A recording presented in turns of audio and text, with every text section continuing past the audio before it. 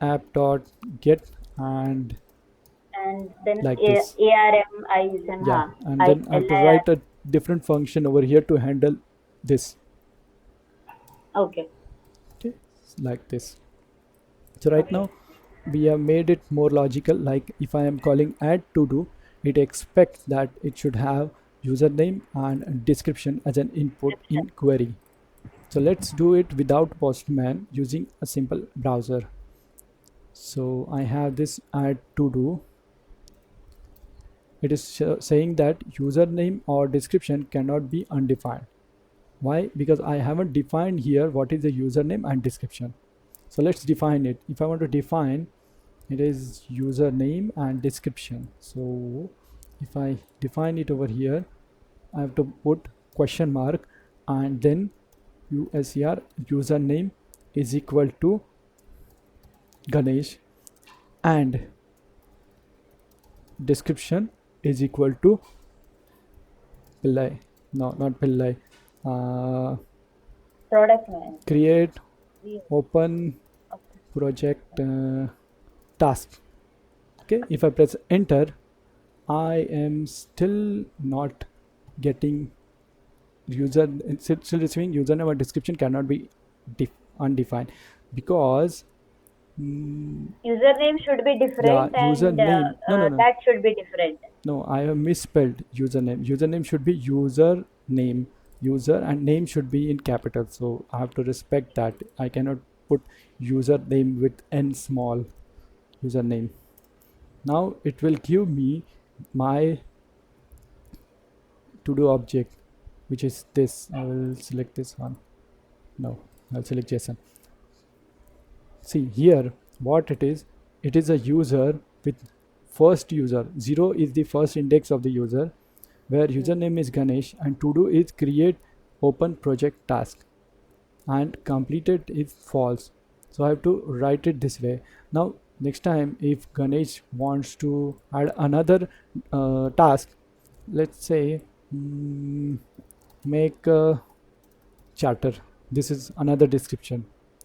So if I run this, it will say another user, same name, and description is make charter, which is quite not correct. What do we expect is it should add the second task in the same user, right? Hmm. But just to Yes. understand, I am providing inputs over here and I am putting those inputs in my store. So if I go on running this again and again, it will give me this output and it will always append, it will always create new user over here. Let's do one more thing. Now instead of sending username and description cannot be undefined, I can send here a simple, actually I do have to send an error, but for a time being let's send whatever JSON object I have. So it is actually not going to give me an error. Now if you see, my store currently has two users with the name Ganesh and each one has one to do. But when I stop my server, because I made the code changes and I have to run npx tsc and I have to run my server again, if I go back to my code, if I go to do, it will show me blank users. Now I will add username Ganesh, make charter. It is showing that username Ganesh make charter. Let me close this browser window. I will go back to same URL, which is 805 and slash add to do. Without adding anything, I see that Ganesh and make charter, this still exists because this is coming from server. Server knows that in the previous request I have added Ganesh as a username and his to dos, and I have stored that in CG store. Okay, now But let's do. so I Yes. have a doubt here. Huh? Mhm. So when you switched off the, because this is not a real memory, right? There is no database here. No, And this is not a real memory, but this is actually RAM, random access memory. My server is running in RAM, and whatever I am going to put in CG store will exist only with this session. It is not going to store, or it is not going to write file, or it is not actually creating any database. So whenever I stop the server, it will be gone. So so this is, then how come that data was still available? yeah, that data was still available because this is a client side, this is a front end, and my memory in memory store is available in backend. When I kill my server, when I stop my server, only then my backend will clear this CG store object. You Without didn't stop which, the server because you recompiled and restarted the server, right? yes, that is the reason it cleared my that store. Acha, so one minute. Mhm. So this particular user, right? You entered it again, yeah, after you restarted the server. Yeah, I have Ah, I have okay, put I think I here missed. Okay, okay, this. I put it over here like this. okay, okay, Make charter two. Let's say it will add one more. But okay. if I And, remove everything and if I go just add to do, it will show me. It will still show me.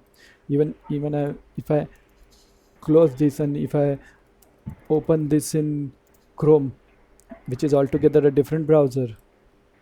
Here also, if I put this one, it will still show me okay, the okay, same result, which actually I am receiving from backend.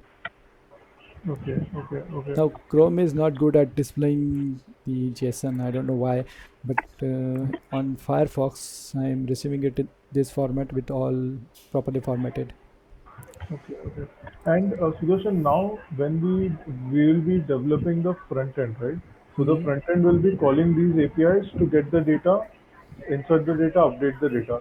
The only difference will be they'll be updating the data in MongoDB. Yes, they will be updating the data in database. So in that case, even though if I close my server, even if I stop it, my data will still be there in a database. So it could be a MongoDB, or it could be MySQL, or any other database. It could be a file as well. You can store your data in file, but it is not the efficient way of storing data. Like this, this is a simple JSON object. If I go to raw data, I see that this is a string. I can easily keep this string and write it into a text file, which I will store on my server. Let's say somewhere here, creating a data folder. I can store it over there, and whenever my app starts, I can read that file and populate my CG store and make it ready for front end. But that is not the Okay. efficient way of handling data. So database comes in handy, and database manages it well. Okay. And also storing it in the RAM is not a good idea, right? So that's the reason we should have a database. Yeah, storing it in a RAM is not a good idea. Let's assume in future we we make this our to-do app so popular that thousands of users join it. Each user may have at least 10 to-dos. Then it will become 10,000. So it will be 10,000 such entries in a memory, which will consume memory of your server. And the most destructive way is when you close the server, everything will be gone. Hmm. So Got it. if you put everything in memory, you may be able to retrieve it faster. You may be able to give reply to front end very quickly, but a disadvantage is your server will have limited amount of memory, so you cannot store actually thousands and hundreds and millions of such data in memory. Got it. Yeah, And Sudarshan, when we are passing this parameters, right? So like we have in HTML forms, we have this get and post method. right. So in case of this, while I want to pass this data from my let's say the React application to to the API. Mhm. So in that also there is both the option get and post, because I Yes, don't want to yes, pass through URL. yeah. We have that option. But if you are passing through URL, then it will be get. If you are passing through post, then it will be app dot Ah, post. okay, This okay, time okay, it will okay. be post. Acha, okay. It will be like this. And we can have the same body, right? Yeah, you can have same body. The only thing is we will not be able to test it from browser if we use post. Yeah, now you are coming to the point. How do we test post through browser? It is not possible through browser. There Ah, comes Postman. Its ah, name okay, indicate it is a postman. So it will okay. allow you to post. Let me create a new workspace. Let's say to do app, and I will create this as a personal workspace. And here comes the postman. Let me change. Let's not change. Uh, Now here I will go to APIs and I'll create new, no, not API, sorry. I'll just have to click on this. Let me first create a collection. Collection is like to do app, which will hold my API endpoints. I will create a new request, which is going to be a get request, but it is not only get or post. There are so many different types of headers, request headers or request methods. Get, post, push, put, patch, delete, copy, head, and blah blah blah blah. Mostly we use get and post. So let's do it with get. My URL is http localhost colon 8085 slash add to do. If I send, if you see in Firefox browser, you could get uh, properly formatted Hmm. JSON, but this is not same for all browsers. But in Postman, you will always get properly formatted JSON. So you can test it this way. I can save it, and I can say this is add to do API. Okay, I will have to select collection, and I will click on save to. So here my APIs are available. So anytime I want to test, just click over here, click on send. It will show me my API result over here. Let's do it one more thing. How do we pass our parameters over here? No need to write anything over here. Just write in params, query params. Here my key is username, and which is mm, Clayton. I hope spelling is correct.